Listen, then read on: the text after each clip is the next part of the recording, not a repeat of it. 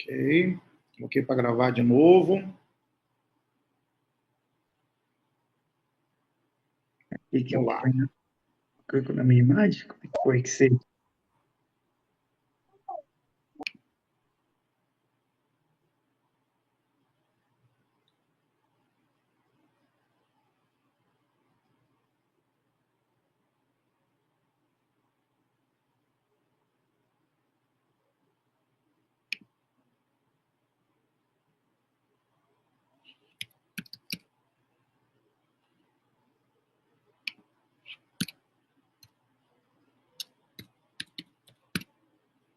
Maravilha.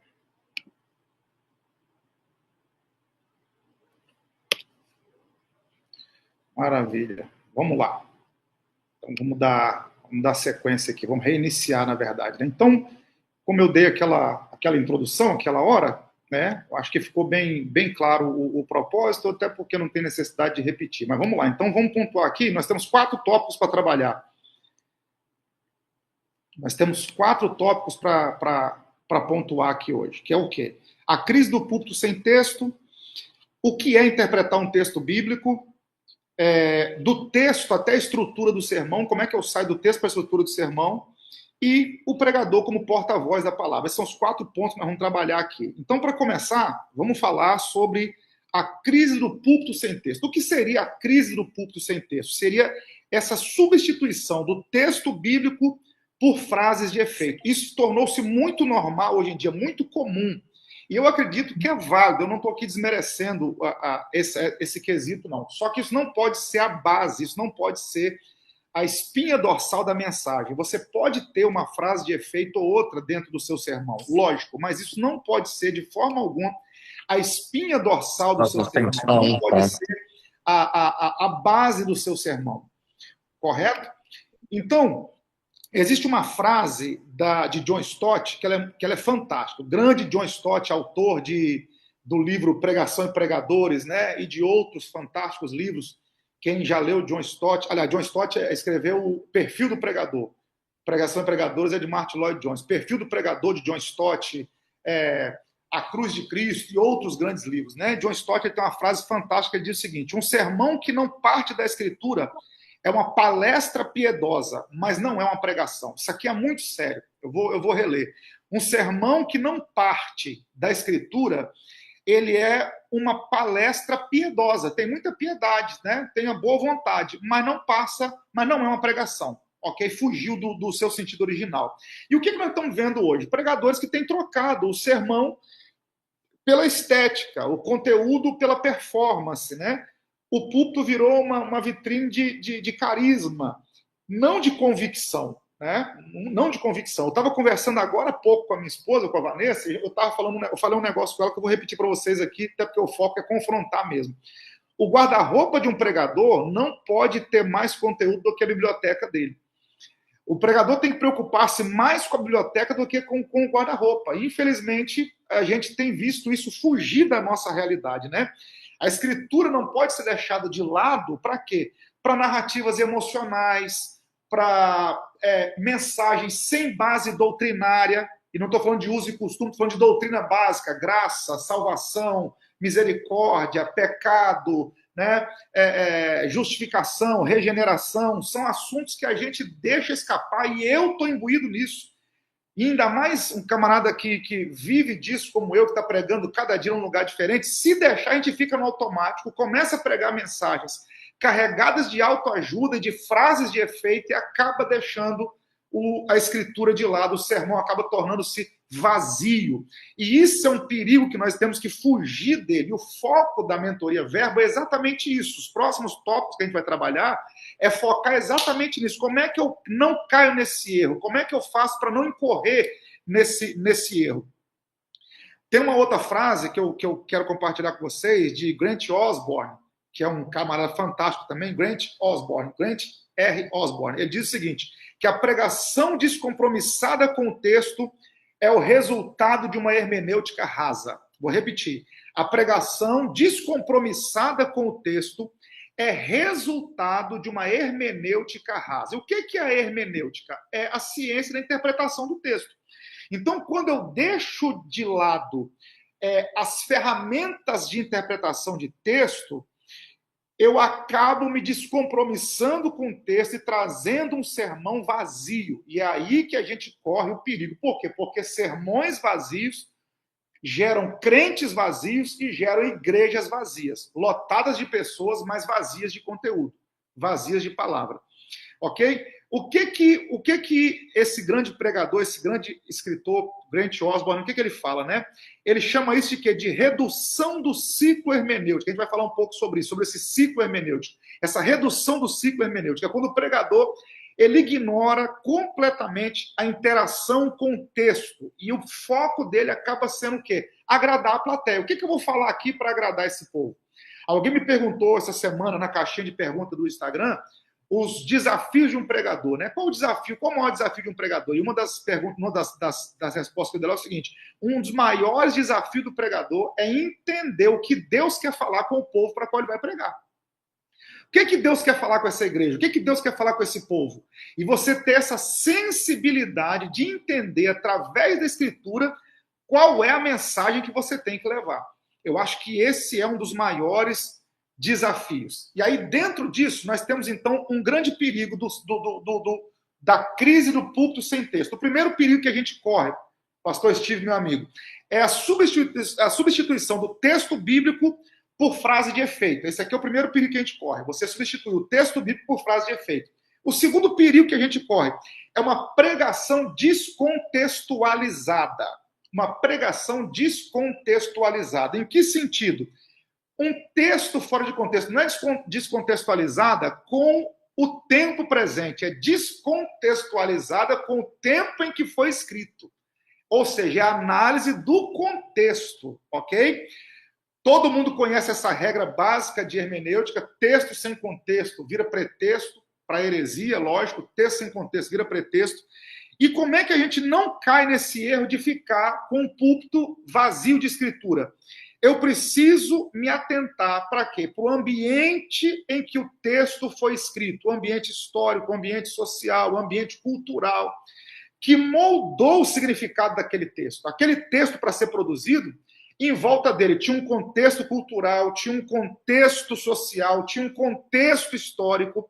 E quando eu não me atento a isso, se eu ignoro isso, eu vou construir uma pregação frágil e muitas vezes, até sem querer, uma pregação enganosa. Não por querer, não por maldade, mas eu acabo construindo uma pregação enganosa. Se eu pegar o que Paulo escreveu aos Coríntios, que a mulher tem que ficar em silêncio na congregação, que não pode cortar a ponta do cabelo, e se eu não trouxer isso para o tempo daquela carta, eu posso incorrer num erro terrível. Então, eu tenho que me atentar para quê? Para contextualização, ou seja, eu tenho que olhar o contexto daquele texto. Um púlpito que ignora o contexto, ele rompe completamente com o compromisso da compreensão do texto. Isso aqui é muito sério. Um púlpito que ignora o contexto, ele rompe com o compromisso da compreensão, ou seja, eu não estou permitindo que quem está me ouvindo compreenda aquele texto na íntegra, o que aquele texto realmente quis dizer.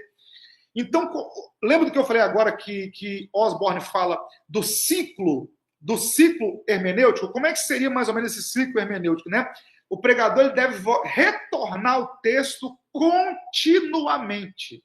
Como é que eu consigo pregar uma mensagem? Como é que eu não deixo um púlpito vazio de texto? Simples. Eu preciso voltar ao texto que eu li constantemente. Se eu li um texto, eu tenho que abordar esse texto durante todo o meu sermão.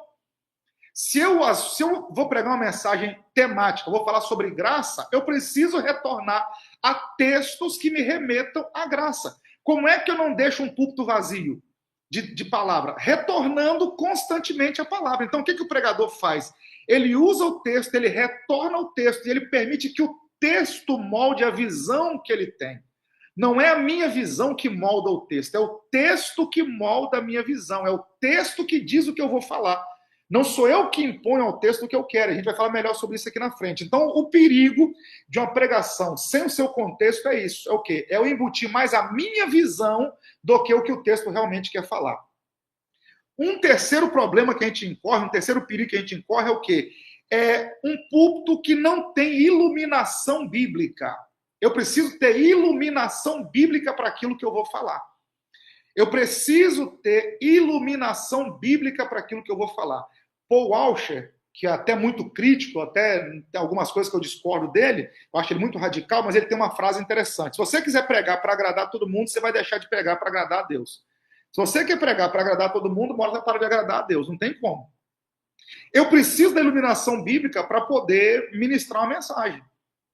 Por isso que eu gosto, eu acho legal quando alguém pega um esboço, replica, mas eu preciso da minha iluminação. Eu preciso pegar um esboço que o pastor Renan mandou aqui e eu preciso trazer a minha iluminação para cima dele. Eu preciso ter aqui alguma coisa a mais, algum tempero meu para colocar em cima dele, porque senão eu posso entrar num ciclo vicioso de pregar sem iluminação bíblica. E essa busca por aprovação de mensagem, essa busca por aprovação de like, pode nos levar a uma mensagem sem submissão ao texto. Então, quando o feedback do povo importa muito mais do que a fidelidade do texto, a pregação deixa de ser profética. Quando eu estou preocupado muito mais com a reação do povo do que com a veracidade do texto que eu estou pregando, o que vai acontecer? A minha pregação vai deixar de ter um tom profético, ela vai ser uma performance, mas não será uma pregação. Então, um conselho que eu dou aos ministros, aos pastores, aos líderes, aos ensinadores, você vai ministrar, por exemplo, uma revista de EBD, e eu sou comentarista de revista de EBD, inclusive vou começar um novo comentário esse ano, né? Você pega o comentário bíblico da revista da EBD, ali, da lição bíblica, ou da célula, ou o que for, e você vai usar ela como base, mas você vai, dentro do assunto proposto, buscar iluminação na escritura para corroborar, para somar com aquilo que está ali, para não ficar no automático, ok? Um exemplo prático de como é que funciona isso é Neemias capítulo 8, verso 8. Neemias capítulo 8, verso 8. Anotem esse texto aí, por favor. Estudem esse texto. Neemias capítulo 8, verso 8 diz o seguinte: e leram no livro, na lei de Deus, claramente, dando explicações de modo que entendessem o que se lia. Neemias capítulo 8, verso 8. Leram o livro, na lei de Deus, claramente, dando explicações de modo que entendessem o que se lia. Inclusive, para quem não sabe, é a partir desse texto de Neemias, quando o povo ficou de pé e ouviu toda a leitura do texto de pé, que nós trazemos o costume, principalmente o povo assembleiano, de fazer a leitura do texto de pé. De onde surgiu? A partir desse texto de Neemias. Por que a gente faz a leitura do texto de pé? Porque o povo, quando voltou do cativeiro, que voltou para Jerusalém, quando o sacerdote Esdras e os levitas foram fazer a leitura do texto da lei de Deus, o povo ficou de pé durante horas ouvindo a explanação. Só que Esdras fez o quê? Ele leu e explicou a lei de Deus. Então aqui está a base do que a gente precisa. É ler e explicar. Vamos para o Novo Testamento? A primeira oportunidade que Jesus tem dentro de uma sinagoga, em Lucas 4, ele pega o rolo de Isaías 61 e explica. Hoje se cumpriu essa profecia. Então, qual é a minha função em cima do altar? Explicar para o povo aquilo que eu estou lendo. Explicar para o povo a base da fé desse povo. Por que você está aqui essa noite? Porque esse livro aqui, que é a nossa regra magna de fé, de moral e de prática, ele tem lições. E eu, como ensinador, como pregador, como apóstolo, como presbítero, como bispo, como pastor, como o cargo que eu exerça, eu tenho por obrigação de ser fiel a esse texto. Senão, nós vamos incorrer no perigo, no risco de ter um púlpito sem texto. E não é o que nós queremos. Nós queremos um púlpito com texto. Então, a primeira coisa que a gente tem que evitar é essa crise do púlpito sem texto. Busque em Deus iluminação. Para quê? Para não incorrer nessa crise de você subir no altar e não ter um texto. Pastor Gesiel Nunes Gomes, meu amigo, ele diz algo muito interessante. É muito melhor você ter muito conteúdo e pouco tempo do que ter muito tempo e pouco conteúdo. E eu já passei por isso. De me darem 1 hora e eu ter uma mensagem de 20 minutos, só eu passar aperto. Então é muito melhor você ter uma mensagem de 1 hora, você ter uma mensagem com 10 tópicos de 1 hora e só te darem 20 minutos, do que você ter uma mensagem de 20 minutos e te darem 1 hora. Então sempre busque um pouco mais de conteúdo para não incorrer nesse risco, ok? Qual é o modelo bíblico, então? Estamos falando a partir de Neemias 8:8. Qual é o modelo bíblico para eu não incorrer no erro de um púlpito sem texto? Eu preciso ler, explicar e levar o povo à compreensão. Eu preciso ler o texto, explicar o texto e levar o povo à compreensão do texto que eu li, do que vai regar e regrar a fé do povo. Tanto alimentar, regar, quanto regrar, criar regras espirituais para o povo. Então, tudo parte da palavra. Não é da experiência pessoal. Tudo parte da palavra. A minha experiência pessoal, ela vai somar com o que a palavra diz. Esdras faz o quê? Ele expõe o texto, faz o povo entender o texto e ele permite que a palavra gere um arrependimento coletivo. Depois vocês leem esse texto de Neemias com mais calma, o capítulo 8 de Neemias, vocês vão ver que a leitura do texto, a exposição do texto, gerou no povo um arrependimento coletivo, ok? E eu acho que esse é o maior foco, é levar quem está te ouvindo a pensar nas suas atitudes, pensar na sua vida espiritual, seja ele cristão ou não cristão, o objetivo da explanação do texto é esse. Agora vamos lá para o segundo ponto, que é o quê? Tá bom, Renan, eu sei que eu tenho que interpretar o texto, mas o que é interpretar o texto? O que é interpretação de texto? Anota isso aí se você estiver anotando. Eu vou enviar o PDF, mas é bom você anotar que você acaba interagindo com você mesmo, com o aprendizado, né? Interpretar é ouvir o texto até que ele fale. Guarda essa regra aí. O que é interpretar um texto? É eu ouvir o texto até que ele fale. Deixa eu ouvir essa palavra aqui, deixa eu ouvir o que Deus está falando comigo através dessa palavra, até eu entender o que esse texto está falando. Aí, qual é a grande questão? Não é usar o texto para confirmar o que eu quero dizer. É eu dizer o que o texto está confirmando. Isso é interpretar o texto. A gente vai caminhar dentro desse prisma aqui agora, ok? Todos vocês aqui, acredito que todos vocês aqui sabem a diferença entre exegese e exegese, né? Renan. Muitos aqui já fizeram... Pode falar, meu mano. Bruno, você disse uma coisa, é o seguinte, é eu falar o que o texto quer falar, Exatamente. não o que eu quero. Sim. Mas, como pregador, muitas vezes, como nós vamos ali, né, preparar uma mensagem, ela não vem daquilo que eu quero expor. Você está entendendo a minha... Como é que funciona isso? Excelente pergunta, muito pertinente. O meu pensamento não cria a regra do texto. Se o que eu pensei não está de acordo com o texto, está errado. Então, se eu não achar um texto que embase... Eu tive lá em Mateus. Mateus não embasou, calma aí. Exatamente. Se eu não for para outro livro, para outro, e não achar que nenhum que embase, pare por ali, então. Exatamente, é uma coisa da minha cabeça. É uma coisa da minha cabeça. Ok? A gente vai caminhar aqui dentro e a gente vai entender isso melhor. Um texto escuro da Bíblia, eu tenho que interpretá-lo à luz de um texto claro. Eu tenho que procurar o texto mais próximo daquele que eu estou tentando entender para poder formatar meu pensamento. Porque qual é o problema? É que às vezes o que eu pego algo que eu quero falar e imponho ao texto o que eu quero falar. Olha, mas esse texto aqui está falando disso, e às vezes não está. O texto não está falando do que eu quero dizer. Eu estou forçando o texto dentro de um pensamento que eu tenho. Então, eu criei um pensamento. Deixa eu ver se o texto está falando sobre isso. Vou dar um exemplo prático para vocês aqui, tá? Simples. Eu tenho pregado muito ultimamente uma mensagem sobre Mateus 14, a partir do 22. Jesus acalmando a segunda tempestade. Eu tenho uma mensagem na primeira tempestade, tenho uma mensagem na segunda tempestade.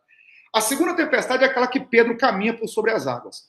Quando Pedro sai do barco e começa a caminhar sobre as águas, o que acontece? Ele afunda. E aí, o que nós pregamos? Eu prego isso, já preguei muito. Enquanto Pedro olhou para Jesus, ele caminhou. Quando ele tirou os olhos de Jesus, ele afundou. É uma aplicação correta? É. Agora, por que Pedro afundou? Vamos ver o que o texto diz? O texto diz assim, Jesus estendendo a mão, levantou, né, socorreu e disse assim, homem de pequena fé, por que duvidaste? Jesus falou por que Pedro afundou. O que fez Pedro afundar? A dúvida. Por que você duvidou? Então, o que fez Pedro afundar não foi a onda, não foi o vento, não foi o mar, não foi a tempestade. O que fez Pedro afundar? A dúvida. O próprio texto me diz. Jesus já falou o que é. Jesus falou, o que fez Pedro afundar? Homem de pequena fé, por que você duvidou? Se você não tivesse duvidado, você estava andando por cima da água até agora. Então, como é que eu interpreto esse texto? O que fez Pedro afundar foi a dúvida. Aí eu quero dizer o seguinte, ó, o que fez Pedro afundar foi o medo. Não, é uma coisa da minha cabeça, porque o texto de Jesus já falou que ele afundou por causa da dúvida.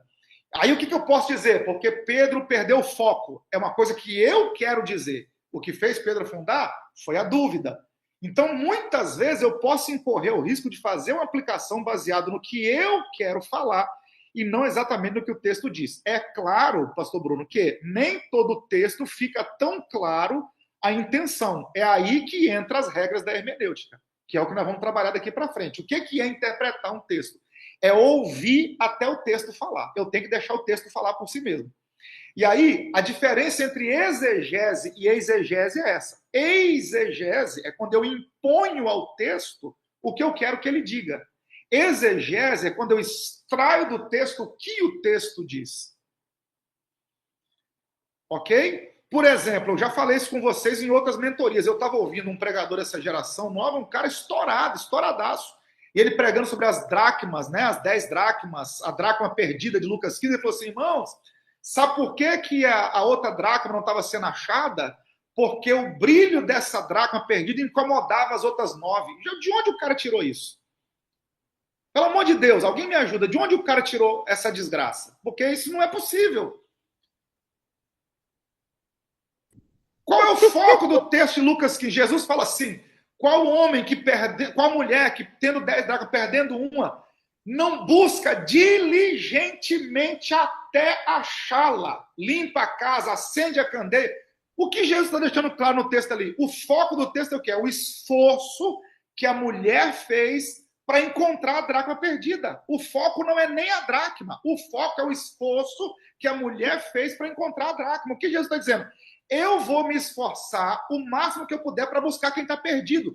Por isso que eu me assento com o publicano e com o pecador, porque ele conta essa parábola a partir da crítica que os fariseus fazem a ele. Ele se assenta com o publicano e com o pecador, aí ele fala, ó, qual homem que tendo 100 ovelhas perdendo uma não vai atrás? Qual mulher que perdendo uma dracma das 10 não varre a casa até achar? Então repare que o esforço está no pastor que deixa 99 para buscar uma e na mulher que limpa a casa para achar que está perdida. Então o foco todo da parábola é o quê? É o esforço em encontrar o que está perdido. O cara consegue encontrar uma aplicação que não existe. O brilho da dracma perdida incomoda as outras 9. Pelo amor de Deus. Isso é... Desculpa, eu só abri meu microfone só para rir. Isso é um assinte, gente. Isso é uma loucura. Vou abrir o meu também. Essa é a diferença. Mas isso é para a gente ver também a vontade que a pessoa também tem de colocar a sua ideia, como o pastor estava falando aí, como o pastor Renan estava explicando. A vontade que a gente tem, muitas vezes, de colocar uma aplicação nossa, porque eu também já fiz isso. O texto, uma vez eu fui pregar em Êxodo e falei que o povo estava lá amassando barro, mas estava adorando. O Renan se contorceu no banco e falou: da onde você tirou que o povo estava adorando? O povo não estava fazendo tudo menos adorando. O povo estava murmurando. Ô, Vanessa. O povo estava murmurando, falando contra Deus. Da onde você tirou a palavra? Vanessa, você pensou assim, ó, qualquer um pode cometer esse erro, menos você, Vanessa, pelo amor de Deus, não. Falei que o povo estava adorando, ele...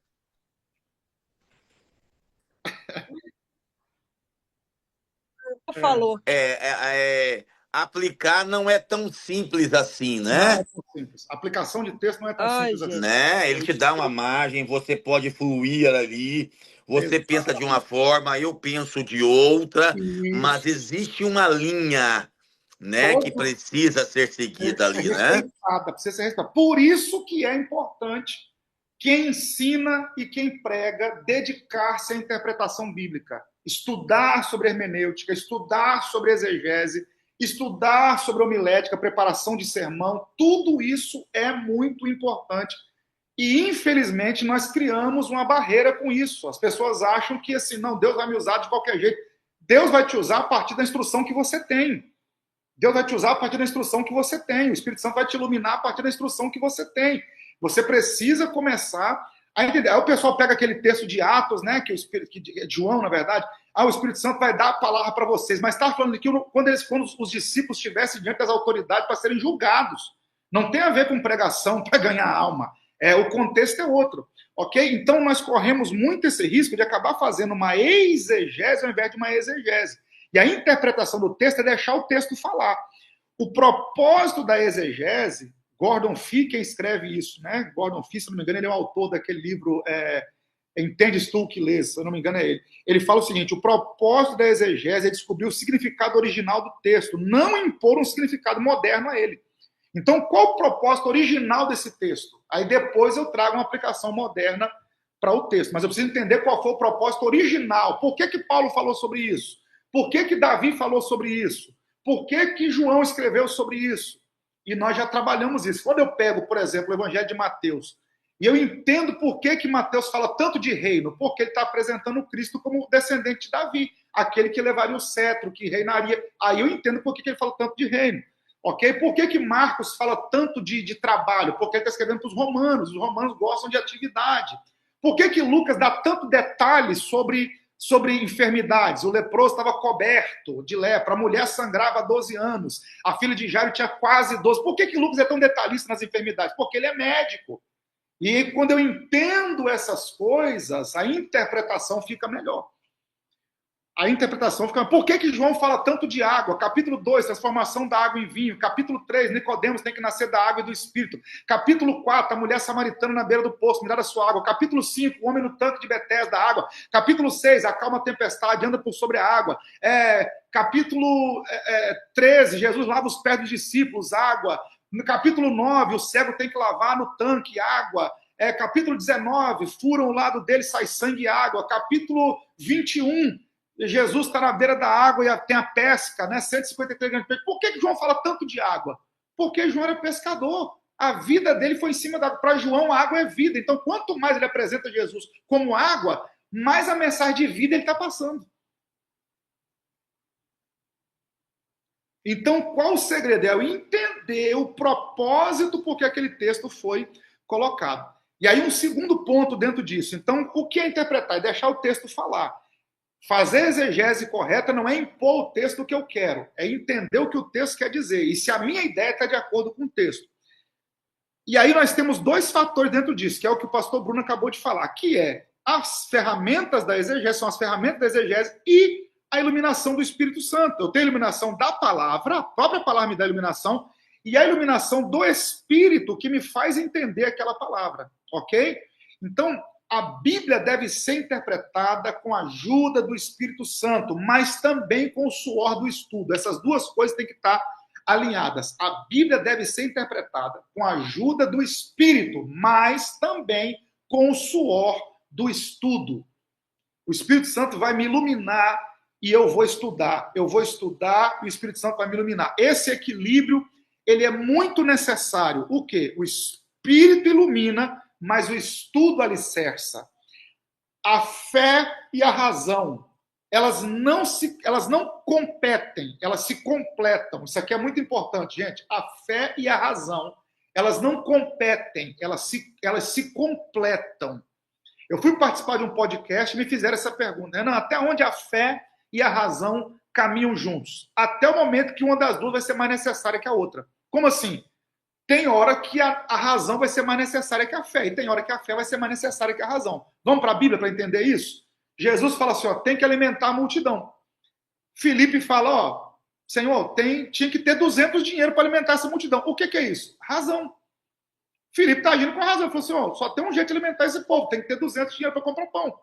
André chega e fala, tem 5 pães e 2 peixinhos, mas o que é isso para tanto? Razão. Aí Jesus diz, agora vamos pela fé, me dá aqui que eu vou multiplicar. Então, repare que a razão e a fé, elas se completam. Se eles não tivessem a razão para entender que era necessário muito para poder alimentar aquele povo, eles não teriam corrido atrás, não teriam entendido a magnitude do milagre. Então, a fé e a razão, elas não competem, elas se completam. As ferramentas, a partir do texto, o que eu preciso? Aí a mentoria começa a ficar mais interessante a partir de agora. O valor do contexto histórico, do contexto cultural e do contexto literário. Então, eu tenho aqui a participação do Espírito Santo que me ilumina e eu tenho o meu suor. A partir do meu suor, Renan, como é que eu vou fazer uma boa interpretação do texto, então, para não incorrer nesse erro de impor ao texto uma ideia que eu quero, de impor ao texto um pensamento meu, pode ficar com o púlpito vazio, só com frase de efeito. Qual a regra que eu devo seguir? 3 coisas importantíssimas. Primeiro, o contexto histórico. O que é o contexto histórico? Quando foi escrito e por quem?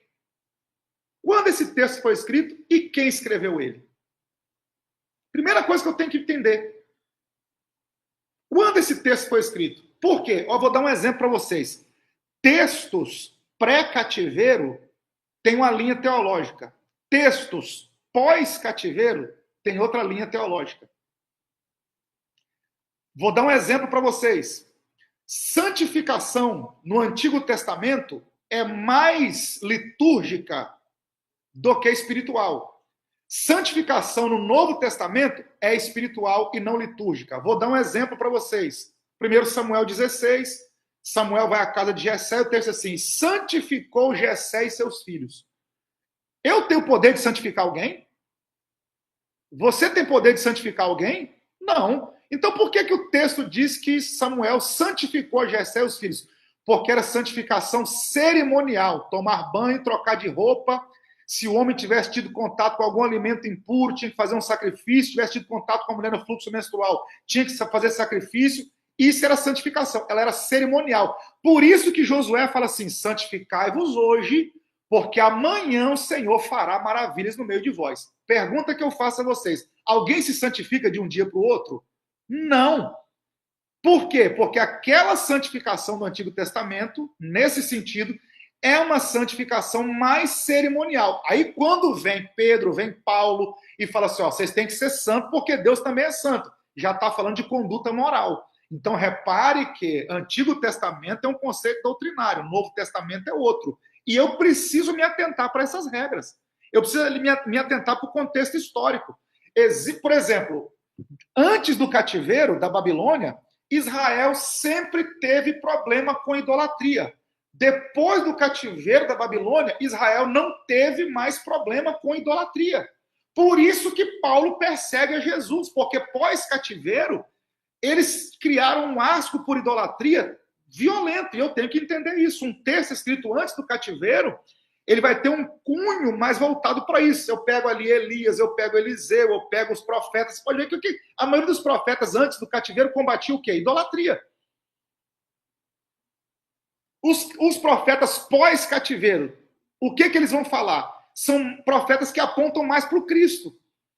São profetas que apontam mais para a santificação.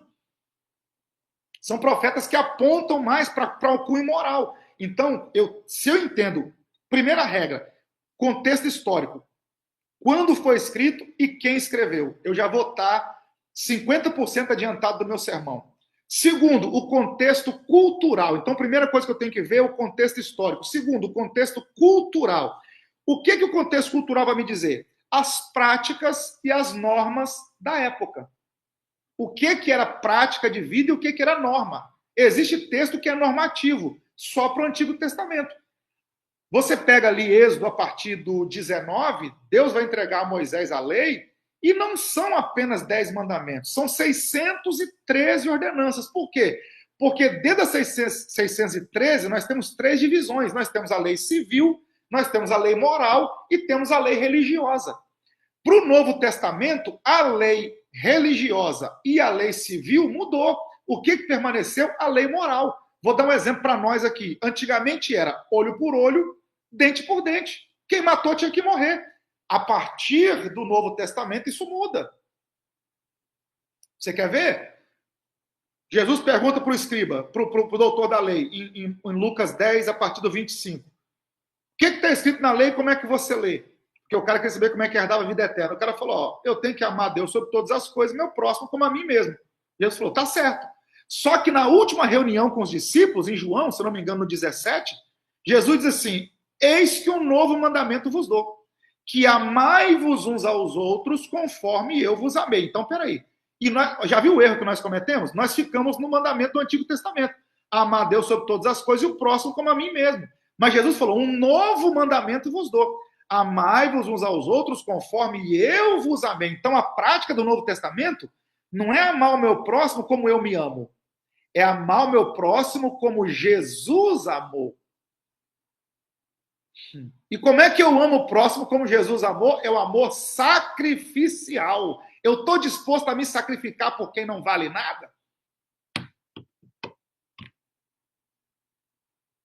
Porque se eu amar o próximo como eu me amo, é um conceito muito legal. Mas Jesus falou para os discípulos, na última reunião de ministério, antes dele ir para a cruz, ele falou assim, ó, um novo mandamento vos dou. Amai-vos uns aos outros conforme eu vos amei.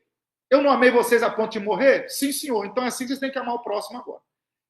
Vocês têm que amar o irmão assim desse jeito. Então o conceito mudou. Então eu preciso me atentar. Quem escreveu, quando escreveu, e para as práticas e normas da época.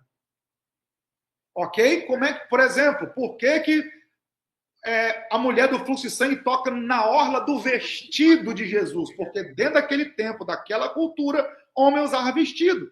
Só que está lá no Pentateuco. Não porás roupa de homem em mulher, não porás roupa de mulher em homem. A gente quer trazer isso para os dias de hoje. Qual a diferença da roupa da mulher para o homem, se o homem também usava vestido naquela época? A cor. Mudava-se a cor. A mulher tinha algumas indumentárias a mais, o homem tinha na orla do seu vestido o tsi-tsi. O que era o tsi-tsi? Era a franja que apontava para a lei. A mulher já não tinha, o homem tinha, todo homem tinha que ter. Quando a mulher toca na orla do vestido de Jesus, ela está tocando nessas cordas que apontavam para a lei. Por isso que Lucas é bem detalhista, ela toca na orla do vestido de Jesus. Então, tudo isso tem um fundo cultural por detrás, e eu tenho que entender. Então, a primeira coisa que eu tenho que analisar é o contexto histórico. Segundo, o contexto cultural. E nós podemos passar a noite inteira falando sobre isso. Terceiro, o gênero literário que eu estou estudando. Como assim? É uma narrativa? É uma poesia? É uma profecia? É uma carta? É um texto escatológico? Porque cada um desses tipos literários vai determinar um tipo de interpretação. Você quer ver? Os salmos são carregados de sentimentos humanos. Davi fala assim, eu nunca vi um justo desamparado, nem a sua descendência mendigar o pão. Aí vem Jesus e conta a parábola do mendigo que foi para o céu e era justo, e o rico que foi para o inferno. Então, peraí, se eu for pegar o que Davi falou, Davi está falando de sentimento, do que ele, da experiência de vida dele. Mas Jesus vem e mostra um mendigo, o cara que comia as migalhas, que os cães lambiam a ferida dele, mas era justo. E Davi falou, nunca vi um justo desamparado, nem a sua descendência mendigar o pão. E agora? Nós temos um problema. Não, foi o que eu falei, um texto obscuro é entendido por um texto mais claro. Davi está falando de sentimento, o que ele viu, experiência de vida dele. Mas isso não é uma regra. Ok? Então precisa entender qual o gênero literário. Um salmo é o quê? É uma canção. E canção é feita de quê? De emoção. O apóstolo Beto está aqui, é compositor, cantor e compositor. Para você compor, você tem que ter a sua emoção envolvida com a composição. E é o que Davi fazia. É o que Davi fazia. Por exemplo, eu vi, isso aqui eu preciso pontuar, a Vanessa vai gostar disso aqui. Há poucos dias atrás, não tem nem 30 dias, eu acho, estávamos numa igreja e a irmã do louvor, ela foi fazer uma ministração antes e ela citou o Salmo 51, Salmo de Davi. E o que ela falou? Que Davi pediu um coração puro, pediu para Deus trazer a alegria da salvação de volta. Ela falou assim, Davi estava vivendo o melhor momento da vida dele, Davi era rei, Davi estava com a coroa na cabeça. Irmão, Davi tinha acabado de pecar, tinha acabado de adulterar. Pastor? Oi, irmã Mércia. Já que o senhor está falando de salmos, deixa eu tirar uma dúvida com o senhor. Se eu puder, diga, minha amiga. Uma professora uma vez falou, em um estudo que nós estávamos fazendo sobre o livro de Salmos, ela disse que todo salmo, o primeiro versículo apresenta a ideia e os demais versículos vão comprovar a ideia apresentada. E ela disse que com todos é assim. Como eu não tenho essa profundidade toda, esse conhecimento todo, o senhor concorda com isso? Não, eu já estudei sobre isso. Por exemplo, vou te dar uma dica boa aqui. Tem um comentário dos Salmos de Spurgeon chamado Os Tesouros de Davi. Ah, eu tenho eles. Fantástico. Ele vai te dar uma introdução muito boa sobre isso. Sim. A maioria dos salmos segue essa regra. A maioria dos salmos vão seguir essa regra. Eles vão apontar. Na verdade, a maioria dos textos apontam para isso, né? Mas não é uma regra 100%, não. Não é uma regra 100%, não. Ok, obrigada. Nada. Ô, Renan? Oi. Vamos lá. Vamos. Coloca pouco pedaço de osso na pinhola aí, como se diz. Mas eu vou fazer o que? A pergunta. Conhecer o tempo histórico, cultural e o gênero literário é algo que toma muito tempo. Toma muito tempo. E eu tenho pouco tempo para preparar uma mensagem. E aí? Eis a questão. O que você faz? Fica no básico, porque o básico não falha. Fica no básico, porque o básico não falha. Isso aqui que nós estamos falando é para você aprofundar a sua interpretação. Não tem tempo de fazer isso? Fica no básico. O que eu entendi desse texto aqui? O que eu posso fazer aqui que vai me dar uma segurança para falar o que eu tô... Igual eu falei, uma coisa simples. Pedro caminhando sobre a água, Jesus fala, por que você duvidou? Então eu vou falar de dúvida. Irmão, a dúvida anula a fé. A dúvida te faz afundar. Fico no básico. Eu não vou entrar em grandes detalhes do texto. Então, a maioria dos erros é quando eu tento cavar. Quando eu tento aprofundar. Exatamente. É quando... Vanessa está botando o carregador do computador para mim. Já está passando isso. O problema é quando eu tento inventar moda. É o que eu falei, eu quero impor ao texto alguma coisa. Então, às vezes, você fica no básico. Eu já passei tanto por isso, meu amigo, tanto por isso. Mas agora existe um outro ponto aqui, amigo. Isso aqui só vai se tornar um grande problema, o contexto histórico, o contexto cultural, o contexto literário, no começo dos seus estudos. Porque chega uma certa época, um certo tempo, que você já entende. Por exemplo, eu abro a Bíblia, eu entendo que ela não está em ordem cronológica. Eu entendo que Jó foi escrito antes de Gênesis. Eu entendo que o Pentateuco foi escrito enquanto o povo estava caminhando no deserto. Eu entendo que os livros históricos vão passar boa parte deles com o reino dividido. Quando eu tenho essa noção histórica, que eu já me aprofundei, que eu já li sobre o assunto, quando eu abro o texto, automaticamente eu já tenho uma ideia do contexto histórico, eu tenho uma ideia do contexto cultural, eu tenho uma ideia do gênero literário. Se eu abrir em Salmos, se eu abrir em Cantares, se eu abrir em Eclesiastes, eu já sei que são textos mais poéticos. Se eu abro em Joel, eu já sei que é um texto mais... Está no Antigo Testamento, mas tem um cunho escatológico. Se eu abro em Daniel, eu entendo já que Daniel está no cativeiro, mas ele tem mensagem escatológica. Então, isso aqui torna-se uma dificuldade maior quando a gente ainda não estudou. Quando você se dedica a fazê-lo, automaticamente você já vai ter isso em mente, vai ficar mais fácil a interpretação. Diante disso que você está falando aí... É a vantagem que um pregador tem. Às vezes você ouve... Desculpa, amigo. Se ouve um pregador falar, você fala assim, rapaz, por que esse cara falou tão bem nesse texto? Porque ele está estudando esse texto há mais tempo que você. Simples assim. Simples assim, exatamente. Já tá ali, o cara está mastigando aquilo ali. E é o que eu falo com a galera. Nunca compare o seu capítulo 1 com o capítulo 20 de alguém. Eu falei, na primeira parte dessa mentoria, eu falei, gente, eu estou há 27 anos na estrada e há 20 em tempo integral. Bruno, eu conheço sua correria, pastorzão. Você tem uma loja, tem um filho, tem uma esposa, que tem dirigir culto, é tesoureiro, secretário de convenção e tudo. Eu não posso pegar uma mensagem do Bruno Volpe e colocar na mesma balança que uma mensagem que o Renan vai pregar. Eu tenho, Bruno, por obrigação de entender um pouco mais do que você. Entendi. Eu tenho por obrigação. Por quê? Porque eu vivo disso e para isso. Sim, entendi.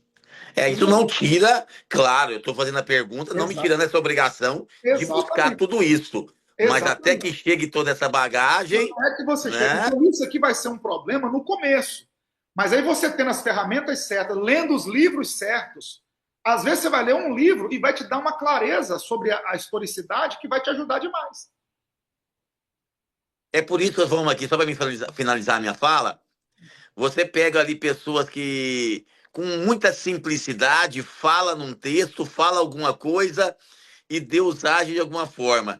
Dentro da simplicidade, daquilo que ela conhece, ela não inventa a moda, orientada pelo Espírito e a coisa, né? E a gente vê Deus fazer, né? Quantos pregadores eu conheço que são assim? Isso aí.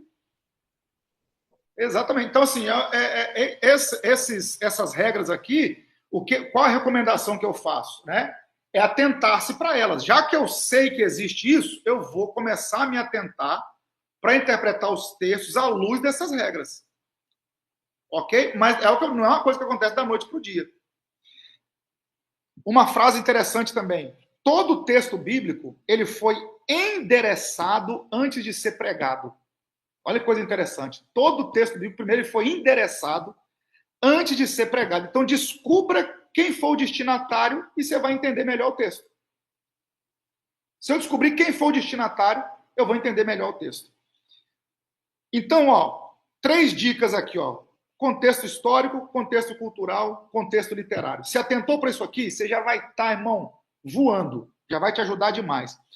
Agora, princípios de hermenêutica, que também tem que ser gravados de preferência, né? Que a gente já falou sobre isso. A Bíblia interpreta a própria Bíblia. Textos obscuros são esclarecidos à luz dos textos claros. E a intenção do autor é mais importante que o desejo do pregador. Fechamos a conta, A Bíblia interpreta a própria Bíblia. Primeiro lugar que eu preciso procurar interpretação é dentro da própria Bíblia. Vou falar sobre graça? O que a Bíblia fala sobre graça? Vou falar sobre pecado? O que a Bíblia fala sobre pecado? Vou falar sobre fé? O que a Bíblia fala sobre fé? Depois eu busco outros recursos. Então a Bíblia interpreta a própria Bíblia. Dentro desse texto, dentro desse prisma que a Bíblia interpreta a própria Bíblia, texto obscuro é esclarecido por texto claro. Então, assim, qual o texto mais claro que fala sobre o assunto que eu quero estudar? Esse texto vai jogar luz no texto que eu estou com dificuldade de entender. E a intenção do autor vai ser mais importante do que o desejo do pregador. Então, por que o autor escreveu aquilo é mais importante do que aquilo que eu quero falar? A interpretação, ela é um processo, gente. Eu acho que isso aqui é a chave. A interpretação bíblica, ela é um processo, e é um processo interativo entre você e o texto. Ok? Conceito-chave aqui, alguns conceitos-chave, rapidinho, para a gente poder caminhar aqui. Você já traz as suas bagagens, correto? Então, o que você tem que fazer? É submeter essas bagagens à palavra. É exatamente o que você falou agora, pastor Bruno. Eu tenho que submeter a minha bagagem à palavra. Ponto. Ok? A leitura do texto nem se diz. Eu preciso ler o texto para entender o texto. Ok? E a fidelidade a essa interpretação bíblica, igual eu falei aqui. A analisar o contexto histórico, cultural, literário, vai ajudar demais, ok? Um terceiro ponto aqui, a gente vai caminhar mais rápido dentro dele. Como é que eu saio da estrutura do sermão, da estrutura do texto, na verdade, para estruturar um sermão? Então, primeiro ponto que a gente trabalhou, né? A crise do púlpito sem texto. Como é que eu resolvo ela? Segundo ponto, o que é interpretar? Acho que deu para a gente ficar bem ciente aqui de o que é uma boa interpretação de texto, sem aprofundar muito, mas deu para a gente entender legal. Um terceiro ponto, como é que eu saio do texto para a estrutura de um sermão? Guarda isso aqui, O texto é como se fosse a semente. O sermão é o fruto. E a palavra num todo, a Bíblia, é a raiz. O texto que eu estou usando aqui é uma semente. A palavra, ela é a raiz. E a minha mensagem é o fruto disso. Tem uma regra, quem já estudou comigo hermenêutica aqui, quem fez mentoria comigo sabe. Eu gosto de aplicar essa regra. Você, olha, é simples, gente, é simples, tá? Você vai olhar o significado da palavra dentro da frase, a frase dentro do versículo, o versículo dentro do capítulo, o capítulo dentro do livro e o livro dentro da Bíblia. Tá tudo de acordo? Eu posso pregar. É simples demais, tá? Pastor Steve, é muito simples. O significado da palavra dentro da frase, a frase dentro do versículo, o versículo dentro do capítulo, o capítulo dentro do livro e o livro dentro da Bíblia. Tá tudo de acordo? Agora eu posso pregar. Ai, Jesus. Mas é aí que a gente separa os homens dos meninos e as mulheres das meninas. É onde a gente separa quem quer e quem não quer. Porque é um processo. Quer falar, pastor Steve? Fala, meu amigo. Meu amigo, é simples para quem já está há 20 anos nessa labuta, né? Ai, Jesus. É uma brincadeira. Mas esse é um processo, é uma espiral. Para eu e o pastor Bruno aí, a gente está engateando. Para com isso, os homens são velhos de estrada. Meu Deus do céu. Entendeu? Então, assim, essa é uma regra. Essa é uma regra. É mais ou menos o seguinte. A gente chama de estabelecer uma perícope do texto, né? A gente pode fazer uma mentoria sobre isso depois, se vocês quiserem. Mas seria mais ou menos o seguinte. Quem já acompanhou aqui uma busca quando um avião cai, tem uma regra. Eles vão no último lugar aonde o radar do avião mandou sinal. Qual foi o último lugar que o sinal chegou para a gente? Foi aqui. A partir do lugar onde eles receberam o último, então, por exemplo, está no oceano. Ó, o último sinal do avião foi em tal coordenada. A partir daquela coordenada, eles começam a fazer voos ao redor e vão ampliando. 1 quilômetro, 2, 5, 10. E vão... A mesma coisa eu pego aqui um assunto e vou cortando em todo o texto, em todo o livro, em toda a Bíblia, para poder ampliar a busca do sentido que eu estou procurando. Então, aí é onde entra, por exemplo, uma ferramenta simples, né? No final de toda a Bíblia tem, né? Uma palavra-chave ali, como é que chama? Tem um nome que me fugiu agora da mente, né? Concordância. Concordância, obrigado, meu mestre. A concordância bíblica, eu pego uma concordância, tem concordância de R$30 no Mercado Livre. Você vai pegar graça, vai ter lá todas as referências. Dúvida, idolatria, vai ter, e a partir dali eu amplio. É uma ferramenta barata e simples. Hoje em dia nem precisa disso. Você pega o chat GPT, você pega o Google, pega uma inteligência artificial, você me dê todas as referências bíblicas sobre tal assunto. Pronto, vai te dar tudo ali. No seu telefone você consegue fazer isso e já vai ajudar bastante. Então, vamos lá. Da estrutura do texto para a estrutura do sermão. Primeira coisa que eu tenho que entender. O texto é a semente, o sermão é o fruto, a Bíblia é a raiz. A partir disso, eu preciso encontrar o tema central do texto, porque a irmã Mércia falou. Qual o tema central? Todo sermão deve responder isso aqui. Ó. O que o texto diz, o que ele significa e o que ele exige. O que o texto diz, o que ele significa e o que ele exige. Ok? Então, o sermão, ele precisa ter uma ideia dominante. Primeira coisa, eu vou montar um sermão. Qual é a ideia dominante do sermão? O que vai dominar o meu sermão? Essa ideia dominante, ela nasce do texto e guia toda a mensagem. Apóstolo Beto, mais uma vez, vou citá-lo aqui, ele é músico. Quando você vai cantar uma música, para quem é da área, o que você faz? Qual o tom? Está em Sol maior, está em Ré bemol. A partir desse tom, todo o restante dos acordes vão ser direcionados. A escala musical vai partir dali. A mesma coisa é o texto. O que esse texto quer falar? Vou dar um exemplo para vocês. Vamos voltar para texto simples. Estão trabalhando texto simples. Vamos voltar para a mulher do fluxo de sangue. Por que Lucas não fala o nome da mulher? Por que Lucas não fala, não dá outros? Porque o foco do texto é Jesus curar. O que Lucas quer mostrar? Que Jesus cura. Então, se eu prego sobre uma mulher do fluxo de sangue, e eu não falo que Jesus cura, eu fugi do tema central do texto. Se eu vou pregar sobre Lázaro, aí eu falo o peso da pedra do sepulcro, o tamanho da pedra, quantas pessoas tinham que carregar, quantas faixas estavam enrolando Lázaro, eu falo o estado de decomposição de Lázaro, eu falo tudo, mas não falo João 11:25. Jesus dizendo, eu sou a ressurreição e a vida. O foco do texto é o quê? É o Jesus que ressuscita. E eu prego uma mensagem inteira falando só do defunto e não de quem ressuscita o defunto. Eu fugi do tema central do texto. O tema central do texto é esse aqui. Eu encontrei o tema central, a partir daí eu começo a trabalhar o meu sermão, ok? Então, depois que eu defino o objetivo, depois que eu encontro o tema central do meu sermão, eu encontrei o tema central, tá? Encontrei o tema central do texto. A partir daí eu estruturo o meu sermão. Aí eu vou definir o objetivo do meu sermão. Qual o objetivo do meu sermão? Eu quero um sermão informativo, ou seja, eu vou ensinar mais. Então, se eu vou ensinar, vai ter menos aplicação e mais informação.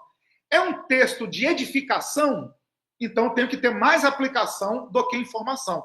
É um texto confrontador, qual tipo de mensagem eu vou pregar? Então, depois que eu encontro o tema central, eu preciso definir o objetivo do meu sermão. Eu quero ensinar o povo, eu quero confrontar o povo, eu quero edificar a igreja. Então, a partir da iluminação que Deus vai te dar no texto, você tem que definir o objetivo do que você quer pregar. Aí você vai escolher o tipo de esboço que você vai usar. E é o que eu vou mandar para vocês amanhã. Um esboço em cada tema, em cada modelo desse, que é o quê? O sermão temático, o sermão textual e o sermão expositivo. Quem já estudou hermenêutica e homilética entende bem. Sermão temático, organizado pelo tema, o nome já diz. Qual o tema? Graça, pecado, salvação, dúvida. Vou trabalhar a partir do tema e vou buscar textos para subsidiar o meu tema. Esses são os mais perigosos, porque eu posso incorrer no risco de tirar um texto do contexto para fortalecer o tema que eu quero. Sermão textual. O próprio texto me dá estrutura em um único bloco ali de 1 ou 2 versículos. Por exemplo, santificai-vos hoje, porque João 3,16. Deus amou muito de tal maneira que deu seu Filho unigênito para todo aquele que não pensa, mas tem a vida eterna. O próprio versículo vai me dar estrutura. Deus amou. Primeiro ponto, o amor de Deus. Quem? O mundo. Como? De tal maneira. Que fez o quê? Entregou seu Filho. Qual é o propósito? Quem crê ser salvo. Ok? Então, só que eu tenho 5 tópicos num versículo. O que é isso? É um sermão textual. O sermão textual, o próprio versículo me dá a base. O próprio versículo me dá a base. O sermão expositivo é a sequência do texto. Eu pego ali Mateus 14, do 22, Lucas 10, do 25 ao 36, a parábola do bom samaritano.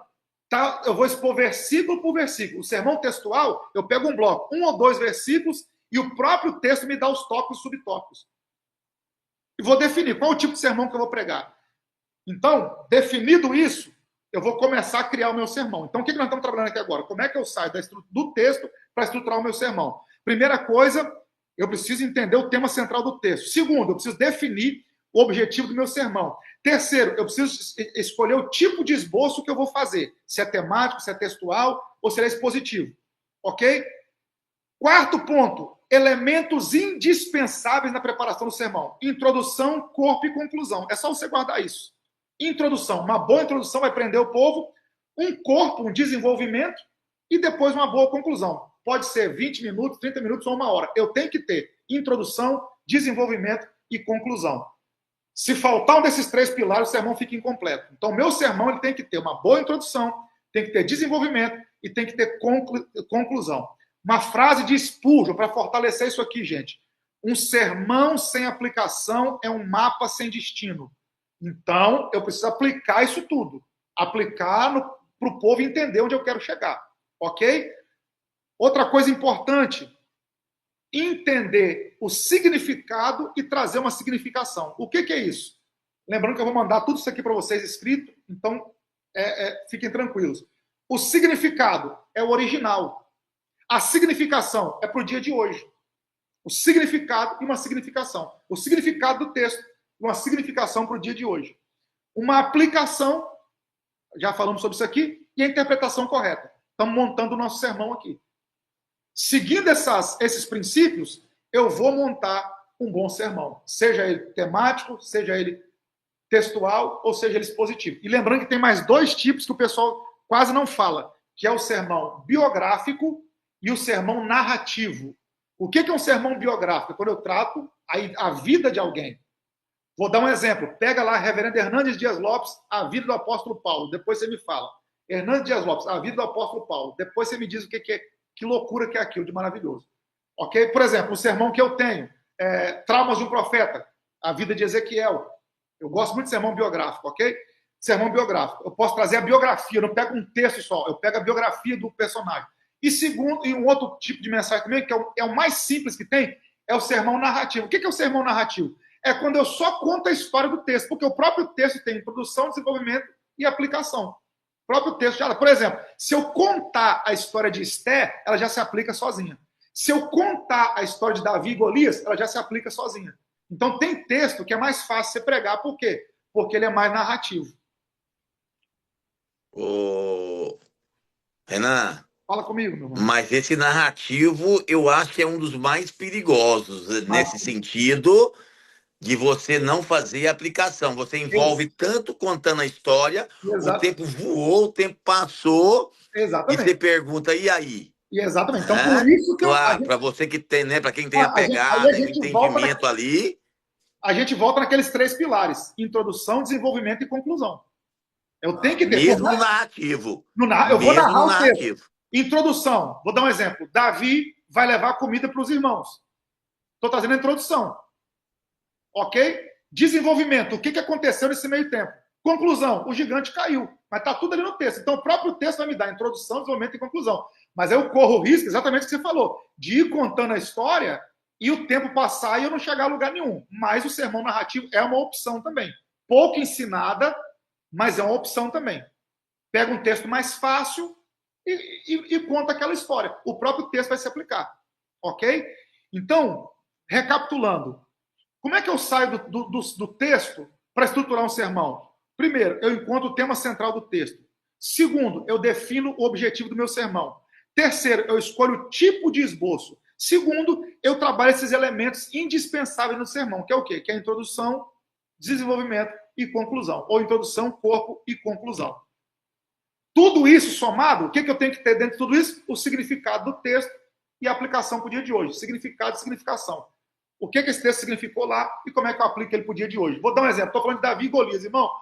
Contei a história de Davi e Golias. Uma aplicação fácil. Hoje em dia, a gente não tem mais homens na estatura de Golias para enfrentar a gente. Mas nós temos outros gigantes. Você tem o gigante da enfermidade, você tem o gigante da crise familiar, você tem o gigante de tal área, mas Deus pode te ajudar a derrubar ele.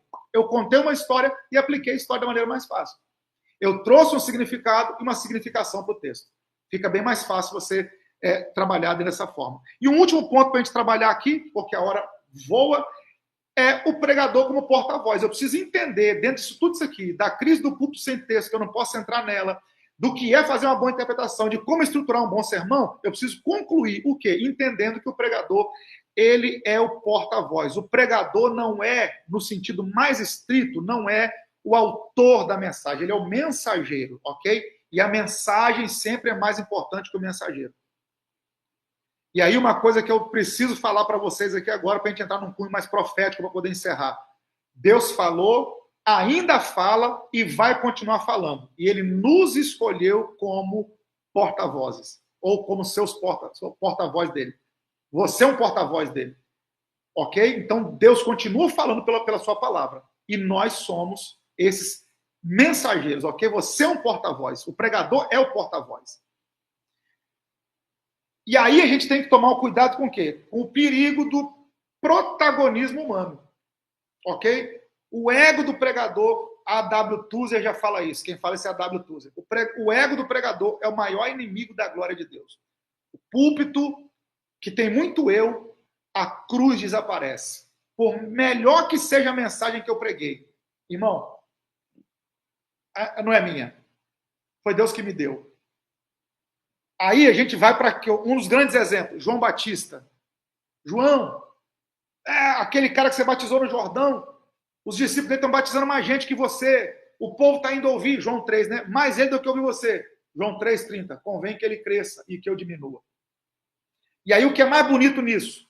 João, Jesus está aí arrebentando. Aí João fala assim, antes disso, né? Quem tem que se alegrar com a noiva é o noivo e não amigo do noivo. E quem já me ouviu pregar sobre João Batista já ouviu falar isso. Por quê? Qual era o papel do amigo do noivo? Levar a mensagem do noivo para a noiva. Dentro do casamento judaico, o noivo nunca dizia a hora que ia. Mateus 25. Ele ficava na casa do pai, falava-se a semana do casamento, mas não dizia a hora que ele ia. Então a noiva ficava adornada, preparada, as 10 virgens, que são as damas de honra, ficava aguardando antes de ir para a núpcias, para as bodas, perdão, e o noivo nunca dizia a hora que ia.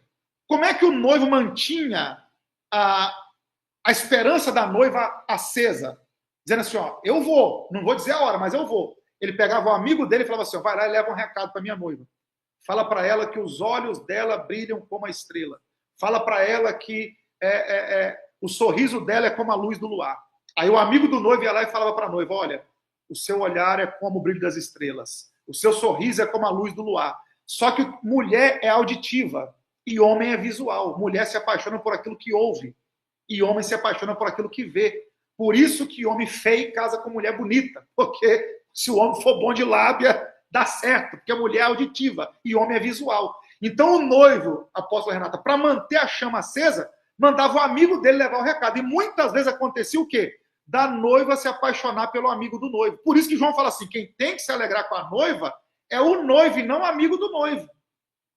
O que João está falando? Eu não sou o noivo, eu só vim trazer a mensagem. O problema é que hoje a igreja está se apaixonando pelos amigos do noivo e não pelo noivo. A gente é apaixonado pelo pregador e não por quem deu a mensagem para o pregador. Nós nos apaixonamos pelo amigo do noivo. Nós somos só os amigos do noivo que traz a mensagem. Para manter a noiva... Meu Deus, isso é forte. O nosso papel é só deixar a esperança da noiva acesa enquanto o noivo não vem. E a gente assume o protagonismo. Eu até posso admirar Eu posso até admirar o amigo do noivo, mas tem que me apaixonar pela noiva ou noivo. Eu devo admirá-lo porque ele é o porta-voz do noivo. Eu devo respeitá-lo porque ele está trazendo a mensagem do noivo. Eu devo honrá-lo porque ele é representante do noivo, mas eu tenho que entender que a mensagem é do noivo. Forte, forte. Olha o sermão aí para domingo já.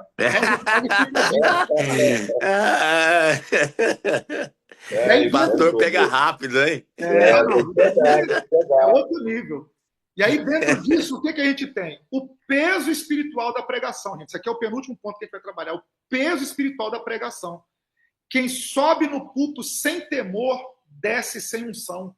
Quando você não entende o peso, quem falou isso, essa frase, foi Leonard Ravenhill, né? Autor daquele clássico, né? Porquetá do Avivamento Pleno. Um livro está, inclusive, na minha mesa. Recomendo a vocês a leitura. Porquetá do Avivamento Pleno. Leonard Ravenhill. Ele disse isso. Quem sobe ao púlpito sem temor, desce sem unção. Pregar a palavra exige da gente dependência, temor, santidade, porque pregar, os pregadores, pastores aqui, que são pastores de igreja, pastor Steve, apóstolo Renata, apóstolo Beto, Bruno e outros aqui que eu não conheço, mas são pastores de igreja, sabem isso. Tem mensagem que exige tanto da gente que você desce do púlpito como se você tivesse trabalhado 8, 10 horas seguidas. E existem textos que exigem mais ainda da gente. Existe mensagem que você prega que ela tem um peso tão grande, ela é tão... Por isso que, vamos lá, chega a arrepiar, Abacuque. Sabe como é que o livro de Abacuque começa? O peso da palavra que Deus deu a Abacuque. Vai lá para você ver Abacuque 1. O peso da palavra. Por quê? Porque a palavra, quando ela vem do céu, ela vem com peso. Que peso é esse? O peso da responsabilidade. O pregador que nunca sentiu o peso da responsabilidade, ele não entendeu o que é pregar. Então, uma dica que eu dou, um livro fantástico, eu citei ele aqui agora no início da mentoria, né? Pregação e Pregadores, Martyn Lloyd-Jones. Ele vai dar uma base muito boa para você entender do que eu estou falando aqui. Ok? Então, e um último ponto que a gente vai tratar aqui. O pregador precisa ouvir antes de falar. Ezequiel 3, verso 10 e verso 11, Deus fala assim com Ezequiel: Filho do homem, põe no coração todas as minhas palavras. Ouve com os ouvidos e vai. Olha o que Deus fala. Ezequiel, antes de levantar vale de ossos secos, antes de profetizar contra Jerusalém, antes de qualquer coisa, ouve a minha palavra e vai. Então o pregador precisa ouvir. O pregador precisa ouvir para depois poder falar. Então, antes de falar ao povo, o pregador precisa ouvir a Deus profundamente. Ser uma voz profética, gente, anota isso aí. Ser uma voz profética exige um ouvido sensível. Ser uma voz profética exige um ouvido sensível. Para a gente poder fechar, qual a responsabilidade hermenêutica do pregador? É a última pergunta que a gente vai responder dentro do PDF aqui. Qual a responsabilidade hermenêutica do pregador? Simples. O pregador deve ser servo do texto. O pregador é um servo do texto. Não é o texto que trabalha para o pregador que trabalha para o texto. O pregador precisa ser fiel à demanda do texto. Ok? Essa é a responsabilidade hermenêutica. O pregador caminha dentro dessa dinâmica. Ele ouve, interpreta, aplica e volta para o texto. Ele ouve, interpreta, aplica e volta para o texto. Ele ouve o que o texto está falando, interpreta o que o texto está falando, aplica o que o texto está falando e volta para o texto novamente. O púlpito é o lugar de encarnar a palavra interpretada. Assim como Cristo é o verbo encarnado, nós temos que ser imitadores dele, nós temos que encarnar a palavra que nós vamos pregar. O primeiro coração que tem que ser alcançado pela palavra é o coração do pregador. Quando seu coração queima num texto, é um sinal que você precisa falar sobre esse texto. Alguma dúvida, gente? Alguma questão? Algum ponto? Deu para ter uma base da responsabilidade de se pregar, de se dedicar ao estudo? Então, qual o objetivo aqui? É trazer esse direcionamento, é trazer essa instrução a nível de quê? De direcionamento. Para quê? Para nós evitarmos essa crise de púlpito sem texto, de tanta gente subindo no púlpito e não sendo fiel ao texto, não dedicando o mínimo possível à interpretação do texto. Ok? Alguma dúvida, gente? Por favor, alguma pergunta? Pode mandar no chat ou pode abrir o microfone aí e a gente já vai encerrar. Não ficou muito claro, né, Renan? Eu uma vez ouvi de um amigo, de um pregador, dizendo que essa fidelidade ela só exige no texto. Oh, Jesus, me sumiu agora. Essa responsabilidade. A responsabilidade de aplicar esse texto. Me faz aí, a aplicação textual. Repete para mim aí. Os 3 tipos de sermão? Temático, expositivo e textual. O expositivo. Né? Parece uma teoria que somente o expositivo que te exige tanto assim. E isso é uma grande mentira, né? Em qualquer um que você escolher, vai né? ter. Tem que exigir, tem que ter o texto, ele tem. Né? Eu vou falar por mim. O sermão expositivo, ele demanda mais tempo.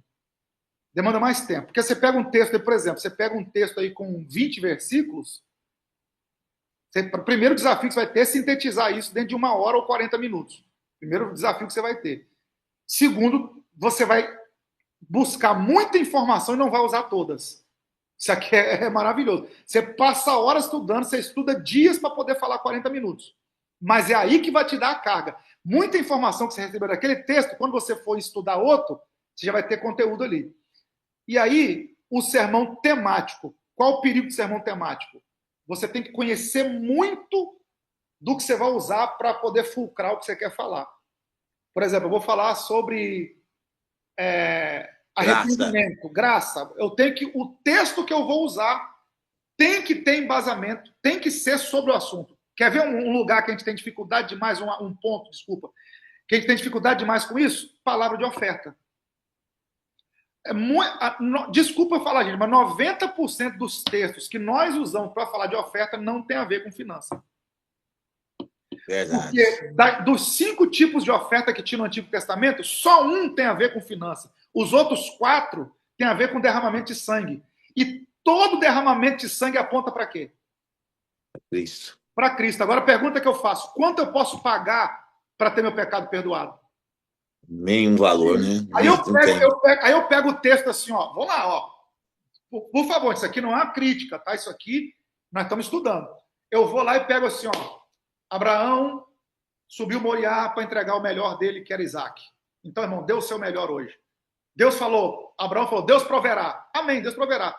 Aquele Deus proverá de Gênesis 22 aconteceu na cruz. Aquele Deus proverá, Deus já proveu. Aquele Deus proverá era alguém para salvar e não conta para ser paga. E como é que a gente muda isso? 500 anos pregando isso. Não. Como é que muda? Nem tem essa ousadia, 500 anos pregando isso. Como é que a gente muda? Mas é um texto que não fala de dinheiro. Mas você tem, em compensação, mais de 2.800 referências de dinheiro na Bíblia. Então não falta texto. O que falta é a gente querer procurar os textos corretos que falam sobre isso. Agora, encerrando a minha fala aqui, Renan, se a gente entender como pastor essa crise do púlpito, se eu entender isso como um pastor dirigente, eu vou ter muito cuidado em quem eu convido para ser esse porta-voz. Perfeito. Se eu entender como pregador, eu vou ter muito cuidado em quando eu levar isso, né? Então, ele atinge esses dois lados, porque se essa crise persistir, quem sofre é a igreja, é a noiva, né? Que não vai usufruir, que não vai aprender, que não vai se alimentar daquilo que verdadeiramente, né, deveria ser exposto no púlpito. Exatamente. Né? Eu acho que é por aí. Obrigado, viu? Muito bom te ouvir. Tem a responsabilidade de ter esse discernimento, e quem vai convidar também tem o discernimento de quem você está confiando o púlpito da igreja, né? Do nível de mensagem que a pessoa vai trazer. Tudo isso vai determinar muito, muito, muito, muito sobre a igreja que você vai formar, sobre as pessoas que vão ser lideradas por você, como elas vão crescer na fé, como elas vão crescer espiritualmente, vai passar por você. Por isso que a Bíblia diz ai dos pastores, mas não diz ai das ovelhas, né? Ai dos pastores, porque a chapa vai sentar para a gente no final. Amém. Obrigado. Gente, mas qualquer coisa, fiquem à vontade, podem me chamar no WhatsApp, acho que todo mundo aqui tem meu telefone, meu contato, pode chamar, que eu estou à disposição de vocês. E em breve tem mais novidades para a gente aí. Eu acho que todos vocês acompanharam. O começo do ano foi muito difícil para mim. Perdi um irmão muito querido, 47 anos de idade, morreu por causa de complicação renal. Eu tive que parar tudo, foi muito difícil. Mas estamos retomando aos poucos aí, daqui uns dias, né? Tem novidade para a gente e nós vamos continuar caminhando. É o meu? É porque tô dois telefones ligados um perto do outro, o seu e do Beto, aí acaba dando reverb.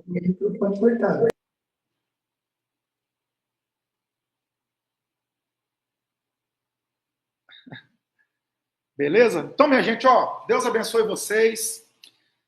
Forte abraço. Qualquer coisa, estou à disposição, tá bom? Vou parar a gravação aqui, vou mandar